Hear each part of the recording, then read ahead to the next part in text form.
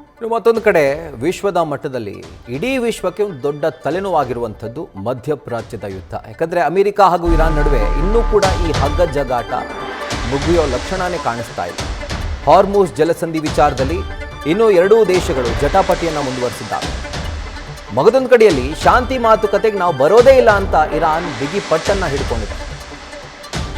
ಮಗದೊಂದು ಕಡೆಯಲ್ಲಿ ಅಮೆರಿಕ ಶಾಂತಿ ಒಪ್ಪಂದ ಆಗೋವರೆಗೂ ನಮ್ಮ ನೌಕೆಗಳೇನಿದ್ದಾವೆ ಪರ್ಷಿಯನ್ ಗಲ್ಫ್ನಲ್ಲಿ ಅದನ್ನು ವಾಪಸ್ ಪಡೆಯೋದಿಲ್ಲ, ಶಾಂತಿ ಮಾತುಕತೆಗಂತಾನೆ ನಮ್ಮ ಹಡಗುಗಳನ್ನು ಅಲ್ಲಿ ನಾವು ಇರಿಸಿದ್ದೀವಿ, ಅದನ್ನು ವಾಪಸ್ ಪಡೆದುಕೊಳ್ಳುವಂಥ ಪ್ರಶ್ನೆಯೇ ಇಲ್ಲ.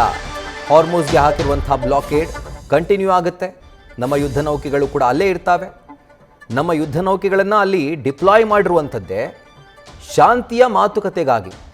ಅಕಸ್ಮಾತ್ ಏನಾದರೂ ಇರಾನ್ ಮಾತುಕತೆಗೆ ಒಪ್ಪಿಲ್ಲ ಅಂತಂದರೆ ಬಾಂಬ್ ಹಾಕ್ತೀವಿ ಅಂತ ಖುಲ್ಲಾ ಹೇಳಿಕೆಯನ್ನು ಕೊಟ್ಟಿರುವಂಥದ್ದು ಅಮೆರಿಕ ಅಧ್ಯಕ್ಷ ಡೊನಾಲ್ಡ್ ಟ್ರಂಪ್.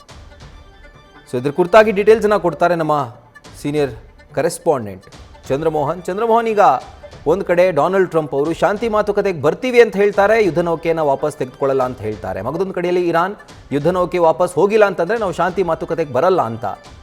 ಸೊ ಈ ಹಗ್ಗ ಜಗಾಟ ಎಲ್ಲಿವರೆಗೂ ಹೋಗುತ್ತೆ ಅಂತ? ಹೌದು ರಾಹುಲ್, ಈ ಹಗ್ಗ ಜಗ್ಗಾಟದ ಕಾರಣದಿಂದಾಗಿ ಇಂದು ಪಾಕಿಸ್ತಾನದ ಇಸ್ಲಾಮಾಬಾದ್ ನಲ್ಲಿ ನಡಿಬೇಕಾಗಿದ್ದ ಎರಡನೇ ಸುತ್ತಿನ ಶಾಂತಿ ಮಾತುಕತೆ ಕೂಡ ನಡೀತಾ ಇಲ್ಲ. ಈಗ ಅಮೆರಿಕ ತನ್ನ ನಾಯಕರ ನಿಯೋಗವನ್ನ ಪಾಕಿಸ್ತಾನದ ಇಸ್ಲಾಮಾಬಾದ್ಗೆ ಕಳಿಸ್ತೀನಿ ಅಂತ ಹೇಳ್ತಾ ಇದೆ. ಆದ್ರೆ ಇರಾನ್ ನಾಯಕರ ನಿಯೋಗ ಮಾತ್ರ ಪಾಕಿಸ್ತಾನಕ್ಕೆ ಬರ್ತಾ ಇಲ್ಲ. ಮುಖ್ಯವಾಗಿ ಈಗ ಇರಾನ್ ಇಟ್ಟಿರುವಂತಹ ಬೇಡಿಕೆ ಏನಂತಂದ್ರೆ ವರ್ಮೋಜ್ ಜಲಸಂಧಿಯಲ್ಲಿ ಅಮೆರಿಕ ತನ್ನ ಯುದ್ಧ ನೌಕೆಗಳನ್ನ ನಿಯೋಜನೆ ಮಾಡಿದೆ. ಈ ಯುದ್ಧ ನೌಕೆಗಳ ಮೂಲಕ ಈಗಾಗಲೇ ತನ್ನ ತೌಸಕ್ ಹೆಸರಿನ ಹಡಗನ್ನು ಕೂಡ ವಶಕ್ಕೆ ಪಡೆದುಕೊಂಡಿದೆ. ಅದಕ್ಕೆ ಅದರ ವಿರುದ್ಧ ನಾವು ಕೂಡ ಪ್ರತಿದಾಳಿಯನ್ನ ನಡೆಸ್ತೇವೆ. ಮೊದಲನೇದಾಗಿ ವರ್ಮೋಜ್ ಜಲಸಂಧಿಯಲ್ಲಿರುವ ಅಮೆರಿಕದ ನೌಕಾಪಡೆಯ ನೌಕೆಗಳನ್ನ ಹಿಂತೆಗೆದುಕೊಳ್ಬೇಕು. ವರ್ಮೋಜ್ ಜಲಸಂಧಿಯಲ್ಲಿ ಇರಾನ್ನ ಬಂದರುಗಳಿಗೆ ಹಡಗುಗಳು ಬರಲಿಕ್ಕೆ ಮತ್ತು ಹೋಗ್ಲಿಕ್ಕೆ ಸುಗಮವಾದಂತಹ ಅವಕಾಶ ಇರಬೇಕು. ಅದರ ಮೇಲೆ ಅಮೆರಿಕ ನಿಯಂತ್ರಣ ಸಾಧಿಸತಕ್ಕಂಥದ್ದು ಸರಿಯಲ್ಲ. ಹೀಗಾಗಿ ತಕ್ಷಣವೇ ವರ್ಮೋಜ್ ಜಲಸಂಧಿಯಲ್ಲಿರುವ ಅಮೆರಿಕದ ಎಲ್ಲಾ ಯುದ್ಧ ನೌಕೆಗಳನ್ನ ಹಿಂತೆಗೆದುಕೊಳ್ಬೇಕು. ಆಗ ಮಾತ್ರ ನಾವು ಶಾಂತಿ ಮಾತುಕತೆಗೆ ಬರ್ತೇವೆ. ಒಂದ್ ಕಡೆಯಲ್ಲಿ ಅಮೆರಿಕ ಶಾಂತಿ ಮಾತುಕತೆಯ ಮಾತನಾಡ್ತಾ ಇದೆ, ಮತ್ತೊಂದು ಕಡೆಯಲ್ಲಿ ನಮಗೆ ಬೆದರಿಕೆ ಆಗ್ತಾ ಇದೆ, ಒತ್ತಡವನ್ನ ಆಗ್ತಾ ಇದೆ, ಕದನ ವಿರಾಮವನ್ನು ಉಲ್ಲಂಘಿಸ್ತಾ ಇದೆ. ಈ ಬೆದರಿಕೆಯ ಅಡಿನಲ್ಲಿ ಯಾವುದೇ ಶಾಂತಿ ಮಾತುಕತೆ ಆಗ್ಲಿ ಅಥವಾ ರಾಜಿ ಸಂಧಾನ ಆಗ್ಲಿ ನಡೀಲಿಕ್ಕೆ ಸಾಧ್ಯ ಇಲ್ಲ. ಈ ಕಾರಣಕ್ಕಾಗಿ ನಾವು ಈ ರಾಜಿ ಸಂಧಾನದಲ್ಲಿ ಶಾಂತಿ ಮಾತುಕತೆಯಲ್ಲಿ ಭಾಗವಹಿಸೋದಿಲ್ಲ ಅಂತೇಳಿ ಇರಾನ್ ಕೂಡ ಬಿಗಿ ಪಟ್ಟನ್ನು ಇಟ್ಟಿದೆ ಮತ್ತು ತನ್ನ ನಾಯಕರ ನಿಯೋಗವನ್ನು ಕೂಡ ಪಾಕಿಸ್ತಾನಕ್ಕೆ ಕಳಿಸ್ತಾ ಇಲ್ಲ.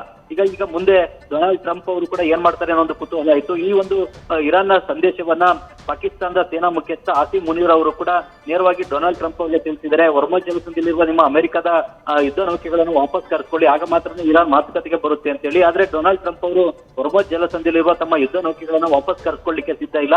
ಅಂತಿಮ ಶಾಂತಿ ಒಪ್ಪಂದ ಆಗೋವರೆಗೂ ಕೂಡ ಅಮೆರಿಕದ ಯುದ್ಧ ನೌಕೆಗಳು ವರ್ಮೋಜ್ ಜಲಸಂಧಿಯಲ್ಲೇ ಇರ್ತವೆ. ಇರಾನ್ನ ಬಂದರುಗಳಿಗೆ ಯಾವುದೇ ಹಡಗುಗಳು ಹೋಗ್ಲಿಕ್ಕೆ ಮತ್ತು ಬರ್ಲಿಕ್ಕೆ ನಾವು ಅವಕಾಶವನ್ನ ಕೊಡೋದಿಲ್ಲ ಅಂತ ಹೇಳಿ ಟ್ರಂಪ್ ಕೂಡ ಬಿಗಿಪಟ್ಟನ್ನ ಹಿಡಿದಿದ್ದಾರೆ. ಇದರಿಂದಾಗಿ ಈಗ ಎರಡನೇ ಸುತ್ತಿನ ಶಾಂತಿ ಮಾತುಕತೆ ಇದುವರೆಗೂ ಕೂಡ ನಡೆಯುವಂತದ್ದು ನಿಗದಿ ಆಗಿಲ್ಲ.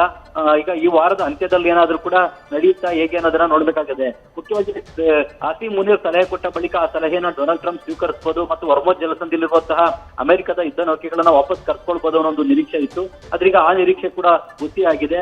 ಟ್ರಂಪ್ ಅವರು ತಮ್ಮ ಯುದ್ಧ ನೌಕೆಗಳನ್ನ ವರ್ಮೋಜ್ ಜಲಸಂಧಿಯಿಂದ ವಾಪಸ್ ಕರೆಸ್ಕೊಳ್ಳಿಕ್ಕೆ ಸಿದ್ಧ ಇಲ್ಲ. ಇದರಿಂದಾಗಿನೇ ಈಗ ಅಮೆರಿಕ ಮತ್ತು ಇರಾನ್ ನಡುವಿನ ಸಂಘರ್ಷ ಮತ್ತಷ್ಟು ತೀವ್ರ ಆಗ್ತಾ ಇದೆ ಮತ್ತು ಬಿಕ್ಕಟ್ಟು ಕೂಡ ಮುಂದುವರಿತಾ ಇದೆ. ಎರಡನೇ ಸುತ್ತಿನ ಶಾಂತಿ ಮಾತುಕತೆ ಕೂಡ ನಡೀತಾ ಇಲ್ಲ. ಈಗ ನಾಳೆ ಈ ತಾತ್ಕಾಲಿಕ ಕದನ ವಿರಾಮ ಕೂಡ ಅಂತ್ಯ ಆಗ್ತಾ ಇದೆ. ಈ ತಾತ್ಕಾಲಿಕ ಕದನ ವಿರಾಮ ಅಂತ್ಯ ಆದ ಬಳಿಕ ನಾವು ಮತ್ತೆ ಬಾಂಬ್ಗಳನ್ನ ಸ್ಫೋಟಿಸ್ತೇವೆ ಅಂತ ಹೇಳಿ ಅಮೆರಿಕದ ಅಧ್ಯಕ್ಷ ಟ್ರಂಪ್ ಹೇಳಿದ್ದಾರೆ. ಇದಕ್ಕೆ ಪ್ರತಿಯಾಗಿ ಇರಾನ್ ಕೂಡ ನಾವು ಈ ಬಾರಿ ಯುದ್ಧ ಭೂಮಿನಲ್ಲಿ ಹೊಸ ಕಾರ್ಡ್ ಅನ್ನ ಪ್ಲೇ ಮಾಡ್ತೇವೆ ಅಂತ ಹೇಳಿದ್ದಾರೆ. ಅಂದ್ರೆ ಹೊಸ ಅಸ್ತ್ರಗಳನ್ನ ಪ್ರಯೋಗ ಮಾಡ್ತೇವೆ ಅಂತ ಹೇಳಿದ್ದಾರೆ. ಆ ಹೊಸ ಅಸ್ತ್ರಗಳು ಯಾವುದು, ಹೊಸ ಕಾರ್ಡ್ಗಳು ಯಾವುದು ಅನ್ನೋದು ಈಗ ನಾಡಿದ್ದ ನಂತರ ಸ್ಪಷ್ಟವಾಗಿ ಗೊತ್ತಾಗುತ್ತೆ. ಏನಾದ್ರೂ ಕೂಡ ಅಣುಬಾಂಬ್ಗಳನ್ನ ಅಥವಾ ಬ್ಯಾಲಿಸ್ಟಿಕ್ ಮಿಸೈಲ್ ಗಳನ್ನ ಲಾಂಗ್ ರೇಂಜ್ ವರ್ಗು ಪ್ರಯೋಗ ಮಾಡ್ತಕ್ಕಂಥ ಕೆಲಸವನ್ನ ಇರಾನ್ ಸೇನೆ ಮಾಡುತ್ತಾನೆ ಅನ್ನೋದು ಕುತೂಹಲ ಕೂಡ ಇದೆ. Rahul. Right Chandramohan, thank you ಡೀಟೇಲ್ಸ್ಗೆ. ನ್ಯೂಸ್ ಫಸ್ಟ್ ನಿರ್ಭೀತಿಯಿಂದ ನಿಮ್ಮ ಪರವಾಗಿ.